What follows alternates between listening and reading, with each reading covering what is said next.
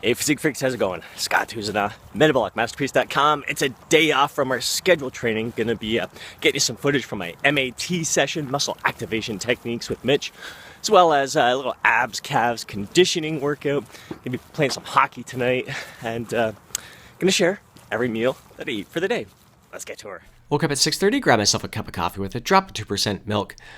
8:30, had breakfast, 2/3 cup oats, 3/4 cups of blueberries, and a scoop of milk chocolate diesel protein powder from Perfect Sport. Immediately afterwards, brought Chief for a walk on this brisk December day, blue skies, frost on the ground. Afterwards, I met Mitch at the gym for my muscle activation technique session, and then immediately after that, I got on the recumbent spin bike for 20 minutes of intervals.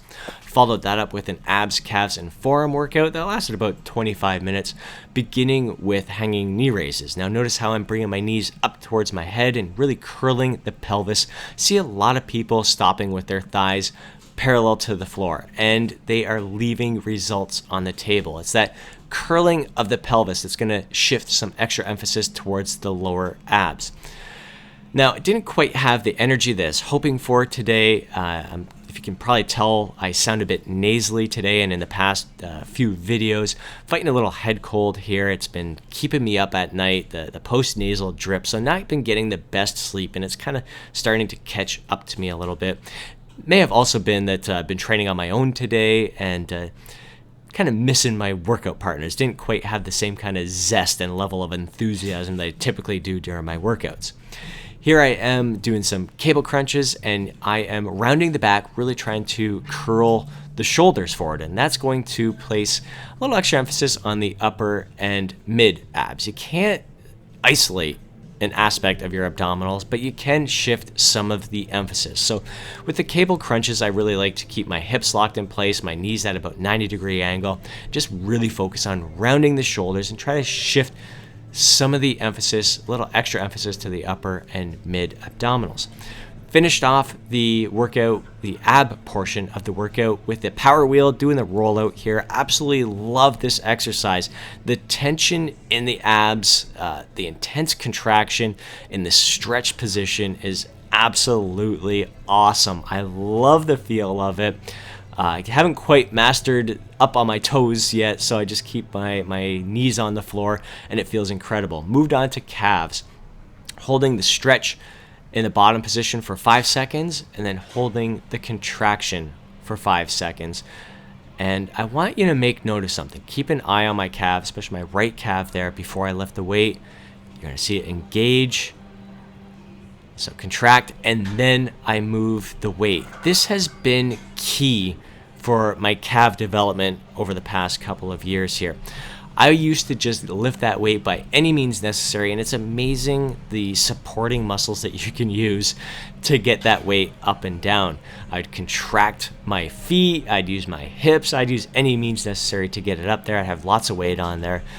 And by doing this kind of like pausing in the stretch position, engaging the calves, so contracting them before I move the weight, has really allowed me to ensure that I'm using my calves, and almost entirely just the calves, to lift the weight. This little pause in the stretch position, pause in the contracted position, has just been an excellent way for me to master that mind-muscle connection. Moving on to the calf press here, we're doing intraset stretch. And one of the other things that has really worked well for me is not thinking of just pushing my toes, like pushing that weight forward. I think of driving my ankles, that lower aspect of my shins, towards the ceiling here. And that really helps me engage the calves as well. Really excited for today's calf session. It has been a week since I've trained them. They were really sore after last Wednesday's calf session. So holding that stretch for 5 seconds on the seated calf raises, and now holding this stretch for 30 seconds during the intraset stretch calf press, it felt incredible. I feel way better the day after performing this movement. My calves feel pumped. They feel like I worked them hard, but they don't feel as tight and sore and limited as they did earlier. I should have hit calves sooner, knowing that stretching them out and moving them would have been the best thing for me. So also hit some forearms. Didn't get this in this video. Immediately after workout, had some of these mud pies is what we call them. No-bake cookies is what other people may call them. No peanut butter in here. I've seen that in some other recipes. These are one of my favorite treats, especially during the holiday season. Afterwards, had 8 egg whites, an extra large egg, spinach, mushrooms, peppers cooked in half a tablespoon of coconut oil and topped with a bit of ketchup. Not long after that, I had a cup of coffee with some hot chocolate. So just some carnation powder in there, 100 calories. There's just water and coffee and the hot chocolate. Dinner had some broccoli soup, and you may have noticed my dinners have been like way off this week. We've been really busy, not preparing ahead of time and not having the typical high protein dinners that we usually have. And so I've really been resorting to plain Greek yogurt, so 1 1/4 cups of plain Greek yogurt and a cup of mixed berries here. So not normal for me at dinner time, kind of missing my dinners. Before hockey, had this bag of little chips. There's like poppy seed crackers type thing.